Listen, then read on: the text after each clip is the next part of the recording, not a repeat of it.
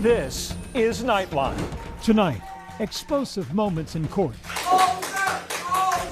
as the Gilgo Beach serial killer is sentenced to multiple life sentences. You're a disgusting and despicable small man, if you're a man at all, and you're a coward. A stunning end to his reign of terror as the families of his 8 victims confront him in court. Do me a favor, send me a spot and help, and I'll see you there. And what the killer himself said to the families. Are you a little bit sorry for what you did to these poor innocent women? Plus, controversial drug, some cancer patients desperate for a lifeline now taking Ivermectin. Do you feel that the Ivermectin helped you? Well, it had to, because you go from 90% to maybe 15% in my liver. The drug once touted by some as a cure for COVID, gaining in popularity after Joe Rogan's podcast. I have 3 friends. All 3 of them had stage 4 cancer. All 3 of them don't have cancer right now at all. Why one NHL legend fighting stage 4 colon cancer says it's helped him stay alive. I will fight until I drop. But mainstream doctors say it's time to pump the brakes. It has not been proven in any kind of confirmatory clinical trial, whether it's safe and effective. From ABC News headquarters in New York, this is Nightline. Good evening, thank you for joining us. A day of reckoning for Rex Heuermann, otherwise known as the Gilgo Beach Killer, facing a judge and hearing directly from the families whose lives he devastated. Their emotional words for the killer and what we're learning about his life behind bars. Here's ABC's chief investigative correspondent, Aaron Katersky. Mr. Heuermann, is there anything you wish to say before I pronounce sentence? There are no words I can say. I am responsible for what was said in this room today. The words I would say have no meaning, and I'm going to leave it there at this time. These are the few sentences spoken by admitted serial killer Rex Heuermann today in a packed Long Island courtroom. The judge, furious. Are you a little bit sorry for what you did to these poor innocent women? 8 women that you strangled to death, at least 8 that we know of. Are you at least a little bit sorry for that? Yes? Yes, I am. The scene was a stunning conclusion to Heuermann's decades-long reign of terror on Long Island. But you're a disgusting and despicable small man, if you're a man at all. And you're a coward. The former architect tortured and strangled 8 women: Melissa Bartholomew, Megan Waterman, Amberlynn Costello, Maureen Brainerd Barnes, Jessica Taylor, Sandra Castilla, Valerie Mack, and Karen Vergata. Today, Heuermann finally facing his own grim fate as a prisoner. You served the rest of your life without the possibility of parole. Today is really just a culmination of decades of mystery and pain. His victims' relatives voicing their suffering and frustration directly at the killer. What you have done to our family is beyond what words can express. I hope he's forced to sit with the reality to feel even a fraction of the weight, the trauma and the pain I've carried for so long. You want to know what it is to play God? Well, you will have to face him. All right, get him out of here. The courtroom erupting as Heuermann was let out in handcuffs. It was so intense. It really was. And you could feel just like the raw emotion coming to a head for all of them after decades of suffering at his hands. I was definitely shocked that Rex wanted to speak. He said very few words. He kept it very simple, probably because he knows that nobody there, or nobody anywhere for that matter, really cares about what he has to say. Liliana Waterman is Megan Waterman's daughter, one of Heuermann's first victims to be discovered. This has been a long day coming, and from this day forward, stop saying his name. Rex will never matter, and he is nothing to us. What did it mean to you to be able to confront him in court? Did it bring any comfort? It's a day that I've been thinking of my whole life.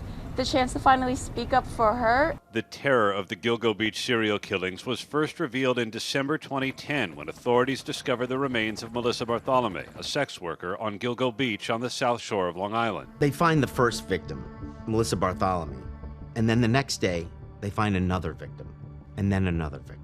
A gruesome find about 3 miles away near Gilgo Beach, a suspected serial killer cemetery containing 4 skeletons dumped by the side of the road. The first 4 women found on Gilgo Beach were all sex workers, and they were given the name the Gilgo 4. Could 4 murders on Long Island be the work of a serial killer? Megan Waterman's daughter Liliana was only 3 years old when her mother disappeared. Everyone loved her. I want her to be known as a mother, a friend, daughter. I want her to be known as somebody who you don't meet every day. She was a once-in-a-lifetime type of girl, and I hope that I can live up to be what she was. Waterman was in her 20s, from Maine, working in the sex trade. She was reported missing in June 2010. The last place she had been seen was leaving the Hap-Hog Long Island Holiday Inn. My mom and all these other girls were actual humans with lives, hopes, dreams, and just really to view them as that and not the work that they ended up in. Hewerman's first confirmed murder was in 1993, but he went undetected for decades. Despite the fact of finding bodies along Ocean Parkway, this case went dormant. But over a decade later, finally, the case is reinvigorated with the creation of the Gilgo Beach Task Force. And they welcomed the FBI and other resources into this investigation. And that's when this case really started to move. So early on, law enforcement knew some things about this killer. They knew the killer was taunting his victims' family members with phone calls. So when Melissa Bartholomew disappeared, the family received a number of phone calls. When Amanda, her little sister, answered, it was a man's voice. And he started to taunt her about what he had done to her sister. He'd always call around dinner time between 5:30 and 6:30. He would only stay on the phone for about a minute and a half. I remember the first call he said to her, "Are you a whore like your sister?" Today in court, Bartholomew's sister, Amanda Funderburg, describing the anguish of those calls. You had called me from my sister's phone, telling me she was a whore, and that you raped her in the You can look at me while I'm talking. It's been about 17 years since we spoke, don't forget. He said that to a child back in 2009. So it was true, like, accountability, even though it was a shameful thing, and the whole room reacted. Do me a favor, save me a spot in hell, because I'll see you there. Authorities were able to trace those calls to Midtown Manhattan and Massapequa Park, helping law enforcement close in on Rex Hewerman and his distinctive car, a Chevy Avalanche, spotted by the roommate of one of his victims. Those clues led authorities to Rex Hewerman. Rex Hewerman was arrested in front of his Midtown office. He was on the sidewalk. He had no idea this was coming. Law enforcement suspected early on that these women were killed inside the Hewerman home. They find a locked room in the basement that looks almost like a murder room. Hewerman's wife, Asa Ellerup, and their daughter Victoria reportedly paid to appear in a documentary about the murders. A lot of media, they're calling the vault the kill room. The vault was always locked. Hewerman's wife and family were not charged in connection with his crimes. When the women were killed, prosecutors say the family was away. A chilling turn in court today involving serial killer Rex Hewerman. Hewerman pleaded guilty to murdering 7 women and admitted to the murder of an 8th in April of this year. Have you discussed this case with your attorney? Yes, I have. Hewerman, now 62, was given 3 consecutive life sentences. As far as whether this feels like the end of Rex Hewerman, I hope so, unless he is responsible for other victims because they deserve justice. There's never going to be perfect justice because the loved ones have been murdered. And I know that those who have been lost have been found in the memories of the family members, and they'll never forget them. I hope that my mom is looking down at me, smiling, proud. I hope that my mom truly knows that nobody ever stopped. Nobody ever stopped fighting. Our thanks to Aaron. For more on the Gilgo Beach killer, watch Monster at the Beach, now streaming on Disney Plus and Hulu. Up next, a Nobel Prize-winning drug that some doctors say is now causing more harm than good and endangering lives.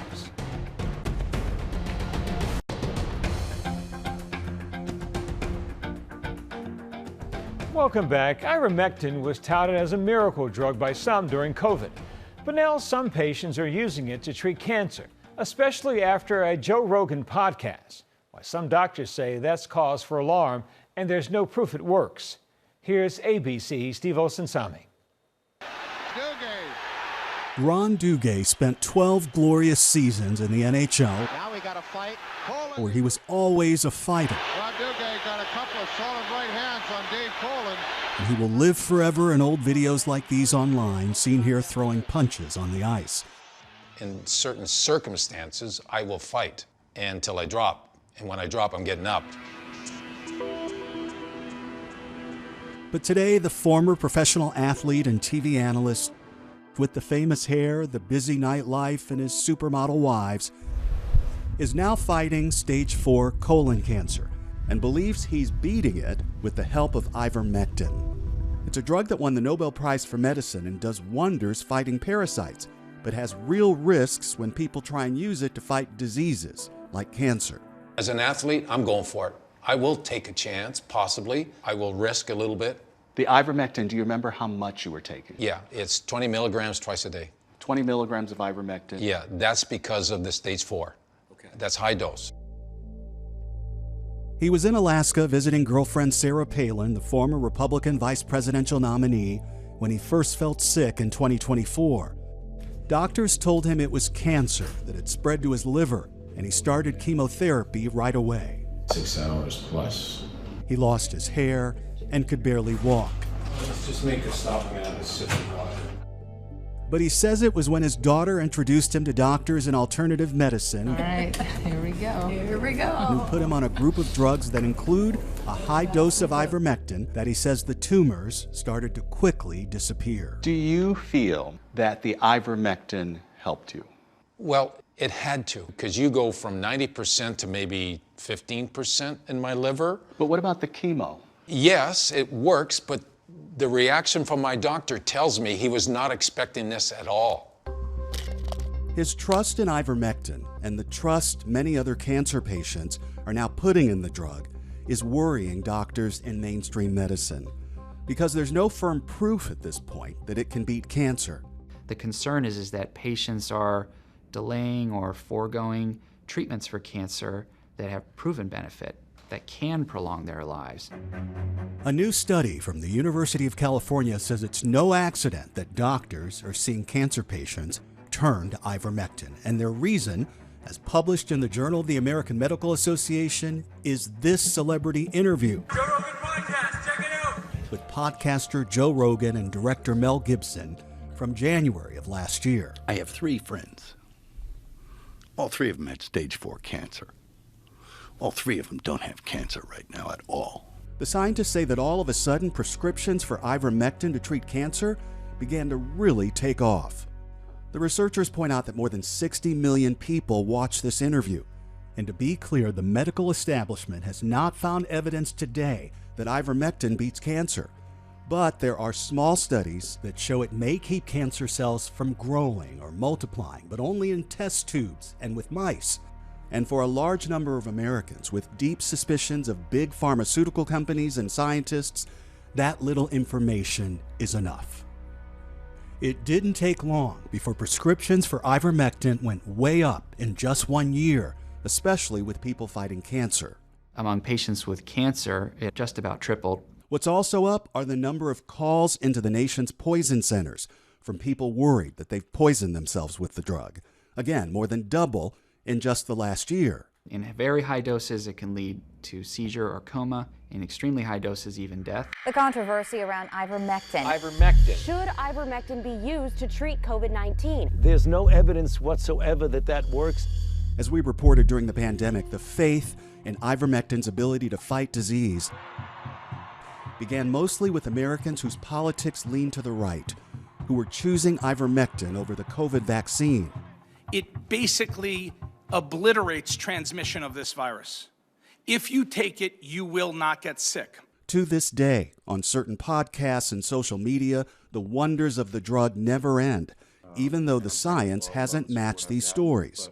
I've been taking monoclonal antibodies, ivermectin, zinc, vitamin C and D, HCQ, and I feel pretty incredible. In Washington, the U.S. Health Secretary is big on ivermectin. It was really a miracle drug. And now the son of the president, Donald Trump Jr., has endorsed the drug, getting into the ivermectin business, helping to sell orders through the mail. No hoops to jump through, no waiting rooms, no hassle, and they deliver it right to your door. Researchers say the drug is big money. The fact that this is being pushed by influencers, by celebrities, and not by trusted voices within the biomedical community, again, should be a major red flag. A number of states, mostly in the South, have now passed laws allowing sales of ivermectin without seeing a doctor, and others are considering it.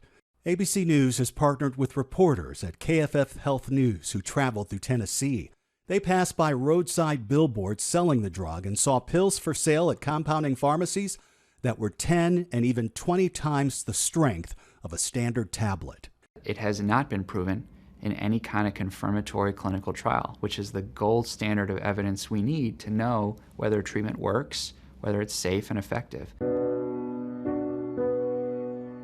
Ron Duguay is turning 69 and says he knows the potential dangers, but says cancer forces you to stare at the end of your life. He's now had to stop taking ivermectin because he's joined a clinical trial with a different drug, praying it will help him keep winning. And he says he hopes for more time on the ice with the people he loves. To me, I look at it as, okay, this is a fight, it's game on. But a voice of caution from someone who during COVID once celebrated ivermectin. American cartoonist and conservative podcaster Scott Adams says he tried taking it to fight the prostate cancer that had spread to his bones. It didn't work at all. He died 6 months after recording this video. Our thanks to Steve. Up next, Fro-Yo Renaissance, the return of a summer favorite just as the temps get hotter.